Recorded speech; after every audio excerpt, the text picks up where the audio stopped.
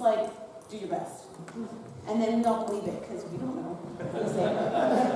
So it's all good. I decided to bring my notes for everyone so you can see how my sermon notes. I posted them online because lots of people like to ask for them, but I don't think that they would be any useful to you because you don't know what they mean. Sometimes I forget what they mean. Anyhow, so I want us to use our imagination this morning. Are you do that with me? Okay, so I want you to close your eyes and use your good old imagination. And you're going to imagine the place where you feel the most at home. It's your sanctuary place. A place where you feel peace, where you feel comfort. It's like your go-to place for some of you. It's your home, right? After a long day at work, you go home, kick off your shoes in your living room, or maybe it's your bed, right? This is a place where you feel sanctuary. For some of you, it's when you go to your parents' house and she cooks your favorite meal. That's my favorite place, is when I go to my mom's and she cooks me. So beat that. That's like where I feel the most joy, right? For others of you, it's the church. You love coming to church on Sunday morning and being with people in community.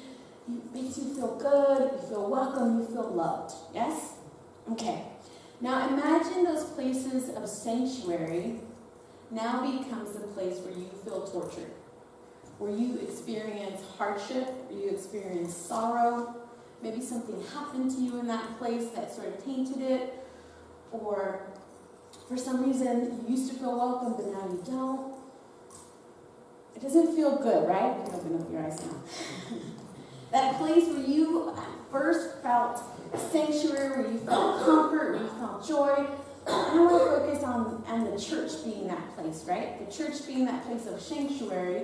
And the truth is that, much like Hannah in the story, hi baby, he's going to say mama the whole time, and he really just means to say it, I think, just to make sure that I'm still paying attention. So, it's all good. Anyway, so the church, for lots of people, is like Hannah, right? Hannah is sitting in the temple. Now, the temple was a very particular place because the temple was the literal place where God dwelled, okay? It was where the tabernacle was, which means that literally the place where God dwells, okay? So now here you're sitting in the place that God dwells. This is Hannah in the story, right? She's sitting in this place, and year after year, the text says that she is taunted. And she is taunted because she is barren. She cannot have children. And the thing is that women in that time, their only kind of purpose, and the only way they had worth, and the only way they had a place in society and the family is if they bore children. And she cannot. And so you see in the story, we don't have time to go into this, but you see polygamy, right? Because you see this man who has 2 wives. So yes, it does exist in the Bible. We won't talk about it. We're just going to mention it real quick. But here you have this man who has and the commentators believe that the reason he takes on another wife is because Hannah is barren, because she cannot have children. And the only way to pass on an inheritance is to your male heir. And she can't have children. And so therefore, some commentators say that Hannah suggested it, much like Sarah and Abraham. I don't like that story, because I can't imagine me suggesting that to my husband, just to be honest.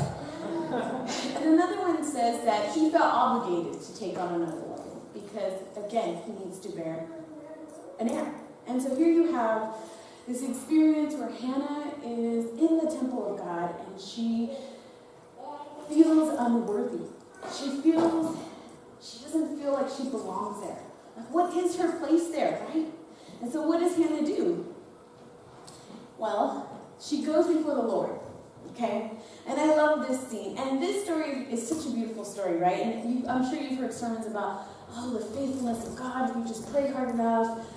I don't want to tell that story. It's a good one. It's okay. But I don't think this is what the text is saying. I think here then we see Hannah who goes before the Lord, right? And she is praying. The text says she's unconsolable, right? It's that kind of lament, that kind of sorrow. I don't know if you've ever been there. That kind of grief, right? That just like ooh, there's nothing that can shake you from that. So she goes before the Lord and she pours out her heart so fervently that the priest who's on duty, hi Eli, thinks she's drunk. Okay? He thinks she's drunk. Now, do you know that women are some of the most misdiagnosed when it comes to mental health?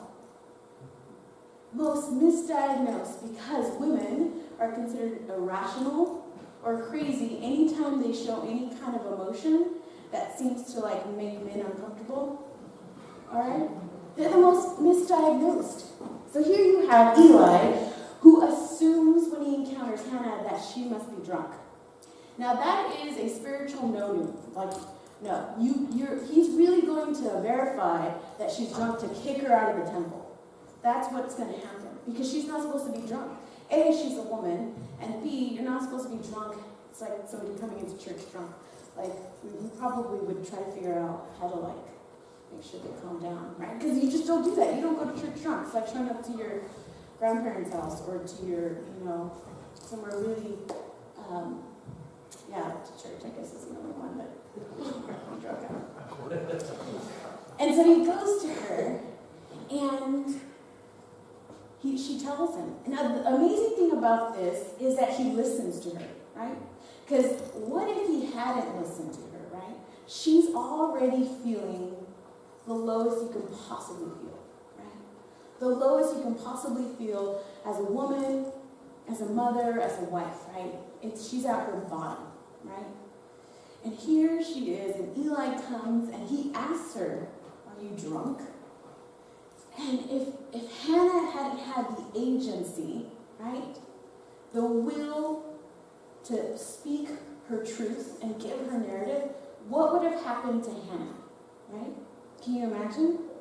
In that sorrow and in that grief, what would have happened to Hannah? And I pause there. I remember when I grew up Roman Catholic, so I went to church every Sunday, but we were like super Catholic. Ooh. We were not just like Easter and Christmas Catholic. We were like, my mom taught catechism for 16 years. I was an altar server. The bishop knew who we were. The whole church knew who we were, so we couldn't be bad. Because they all knew who we were. And so, we weren't bad. Anyways, so that was my church context that I grew up with. When I was 18, 19, I started going to a Protestant church. And I had this experience where I was like on fire for Jesus. Because they did Bible studies in a way that I never grew up doing Bible studies. And so I was like in love with the text. I was like, I want everything, I want to learn everything you could possibly learn about the Bible. I was just like immersed with it. And eventually, I got up to the point where I could be in leadership, which that was very exciting. And then like in little Protestant Pentecostal churches, they like throw you into leadership like day 2 of your saving. Right?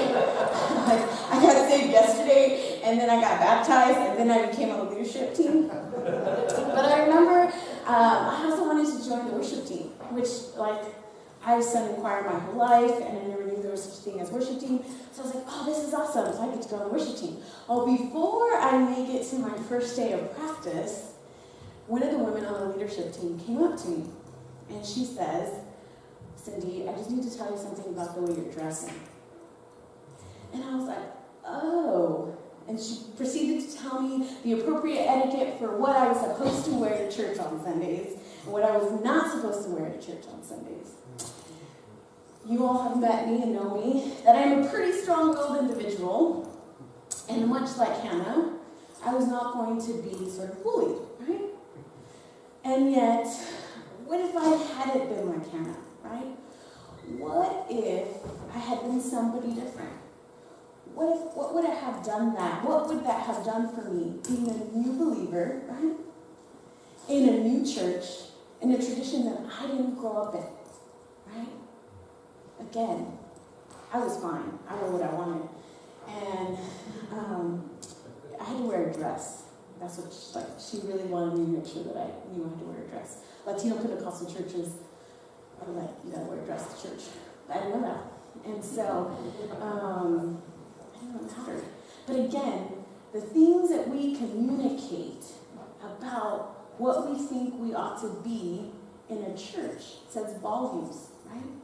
And it's not just, that's one example of one way in which we create an in and out culture in church, right? These are people who are in, these are the people who are out, right? Hannah, in this moment, it was a pivotal moment for Eli to either listen to Hannah and hear her story and her lament and her narrative and believe it, right? Because the other thing is, he could have not believed it. He could have just written her off, right?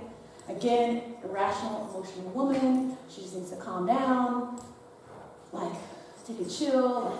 No, but he believed her. He believed her, and then he blesses her.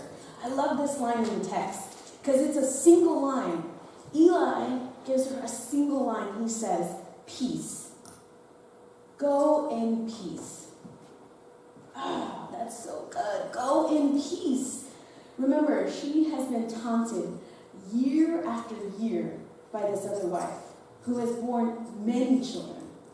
So not only has she been tortured every year, and every time they go into the temple, year after year, but every time that wife gets pregnant, right? Those 9 long months, then the afterbirth, right? And the thing about that kind of community, it's not as if the wife bears the children and then she takes care of them. No, she's also a wife. So Hannah has participated in the rearing of those children, okay? And so, again, this sort of perpetual, because Hannah's identity is directly tied to the fact that she can bear children, or can't bear children, right? Directly tied. And so again, this experience, so when Eli the priest, who represents God, okay? He represents God to her, says, go in peace. You should feel that in your soul, yes, right? So go in peace, and may the God of Israel grant you what you have asked of him. She said, may your servant find favor in your eyes. Then she went her way, ate something, and her face was no longer downcasted. That burden, that weight had been lifted for her. Do you know that 70% of the United States is Christian? Do you know what it was about 20 years ago? 90. Yes, it's about 90, right? 7 years ago, well, almost 10 years ago, 2007, it was 78%. 1/3 of the millennials, that's me, my generation, are leaving the church. They're gone. They're not coming back. Which also means that this generation that exists in the United States is a generation that has carried on the Christian tradition the least out of any generation in the history of the United States. Okay? 49% of the LGBTQ plus community say religion is important. 62% of that same 49% do not go to church ever. Why do you think that is? Yes, right? They're Hannah, right? They're Hannah in that moment of being continually taunted and tortured year after year, right? They're the Hannah in that situation where they're praying fervently to God, and Eli, instead of listening to her, tells her, you have to be a certain way to be able to be in the church, right? You have to act a certain way, right? We've created this church culture that communicates to people. There are some that are in, and there are some that are out, right? And we don't just communicate this in our services, right? But in the images of Jesus that we carry. Right? I'm going to show this next slide. This is the image of Jesus I grew up with. He is handsome, right? Has a good look in Jesus, right? What do you notice about this Jesus? Besides the fact that he's handsome. White. He's white. Thank you. Yeah, he looks like he had a spray tan, but he also has blue eyes. This is the Jesus that hung in my household. This is Jesus I knew, right? What is that communicating, right? What am I receiving, right? These are subtle ways in which we say, these are those who are in and these who are out. All right, here's the next picture. This is an actual rendering of what Jesus possibly looked like during first century Palestine, right? He's not handsome, right? Necessarily, maybe to some, I don't know. Depends on your taste. But he's just a regular dude, right? The scripture says there was nothing particularly attractive about Jesus, right? In terms of his physical appearance. But he's dark, right? Brown eyes, short hair. I mean, that hair looks a mess a little bit, right?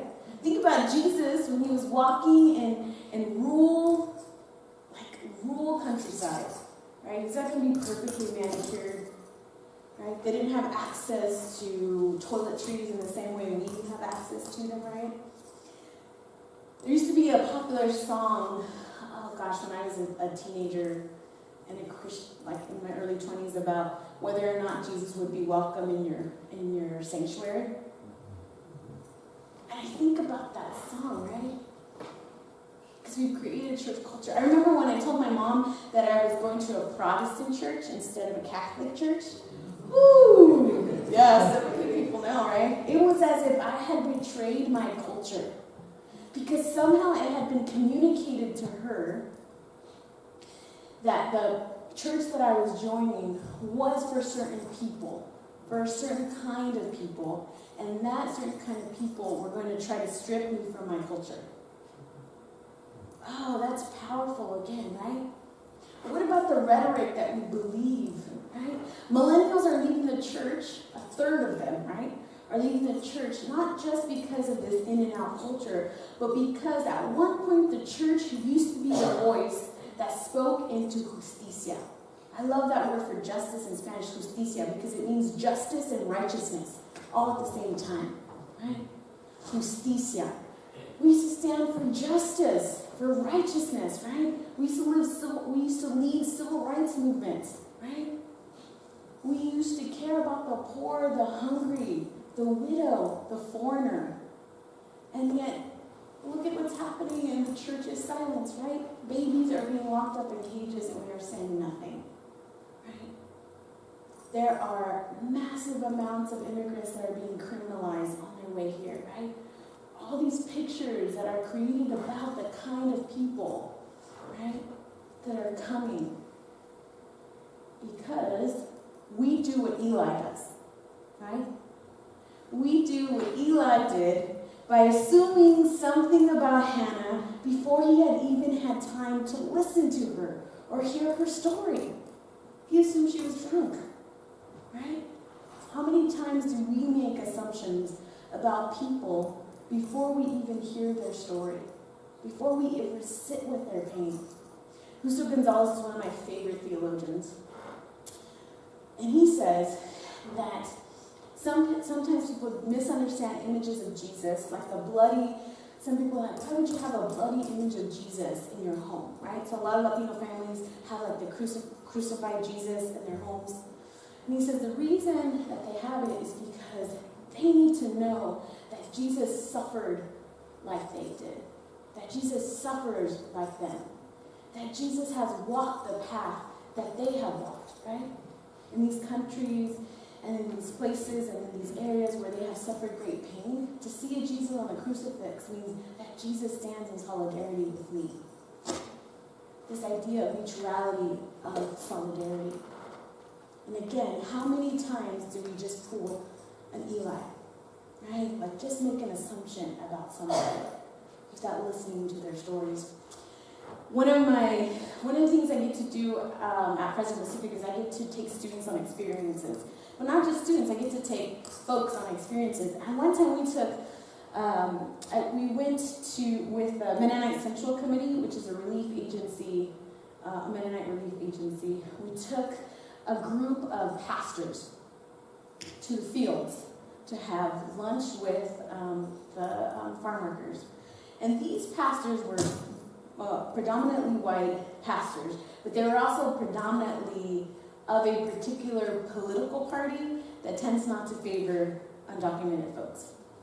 And one political leader was extremely anti-immigrant, like just He was like, nope, my Bible says, nope, it's not going to happen. And so he went on this experience, and I went as a translator. And I'll never forget this experience, but he got to eat a burrito with Juan.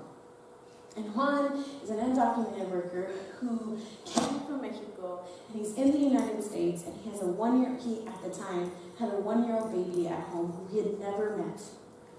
The baby was born while he was here, and he can't go back because he's undocumented, right? And there's a risk factor there. And so here you have this politician and pastor who sits with this undocumented worker, and he sits with him and he has a burrito, and he listens to his story. And it doesn't try to solve the problem, right? Doesn't try to pick apart his political agenda or narrative or anything. He just sits with him, eats his burrito, and listens to the story of a man who, like him, wants better for his family, who, like him, wants better for his children, who, like him, just wants a better life, right? And who also, if it was his choice, he would be home, right? That he would be home with his wife and his children, right? And it totally transforms this gentleman, this pastor's life. It totally transforms his stance. He comes back from that experience, and he's a champion for immigration reform. Still the same political party, but his values have changed, right? He did what Eli did, and he listened, and he heard, and he believed. And I think for some of us in our church, we have to remember to do that, right? And the thing is that this is not the church, right? We are the church. And so not only the images that we carry with Jesus here, and the ways that we do service here, then how do we live out Jesus out there, right? How do we live out Jesus